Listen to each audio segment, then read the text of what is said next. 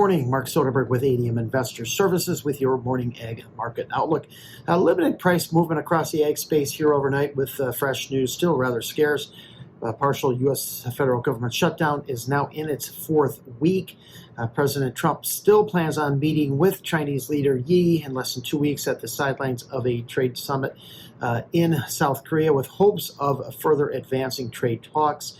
Still no indication that China has any interest in U.S. soybeans. However, prices still remain well above the late summer lows.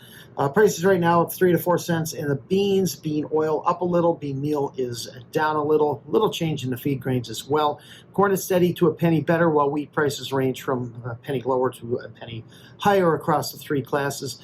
Perhaps we're getting a little bit of a boost from wire services reports that suggests that Japan's new prime minister will offer to purchase U.S. soybeans, natural gas, and pickup trucks in return for lower U.S. auto tariffs on Japanese vehicles. Farmers here in the U.S. continue to hold on to as much of this year's harvest as they can, hoping for a favorable outcome in the upcoming trade talks. China is still believed to need between about 8 and 10 million metric tons for this December-January timeframe ahead of Brazil's harvest early next year. So perhaps there is a scenario where U.S. could capture a portion of this 300 to 350 million bushels of anticipated Chinese demand.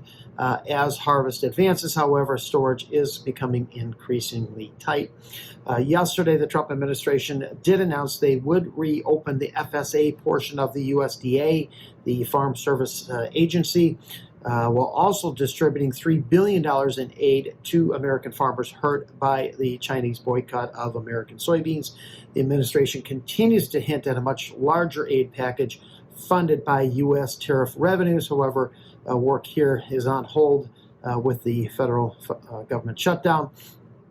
Early next month, the U.S. Supreme Court will hear arguments over the legality of the Trump tariffs, something that the lower appellate court deemed were illegal.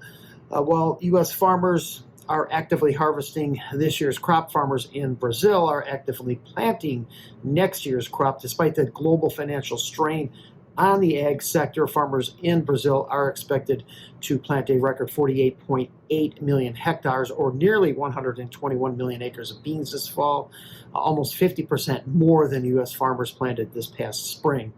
After rains this past weekend, west central and northern growing areas of Brazil will be mostly dry for the next week.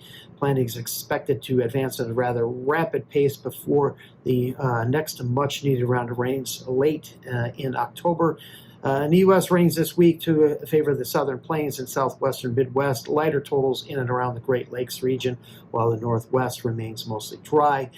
Inside trade for Dees corn overnight, with prices holding a test of yesterday's low. We sit pretty much right at the 100-day moving average. Near-term resistance is at last week's high at 424 3/4. We do get ethanol production later today from the EIA. Production is expected to come in around 320 million gallons, just above the 316 million from last week. The previous week. Two-sided trade in Nov beans overnight. Prices currently pressing up 4 to 5 cents. Resistance is at yesterday's high at 1038, which was a 1 month high. Dees oil holding in just below that 51 cent level, while Dees meal set a new monthly high overnight while challenging its 100-day moving average at 287.20. A very quiet trade in the wheat, inside trade all around there. Thanks for listening, everyone, and I hope you have a wonderful day.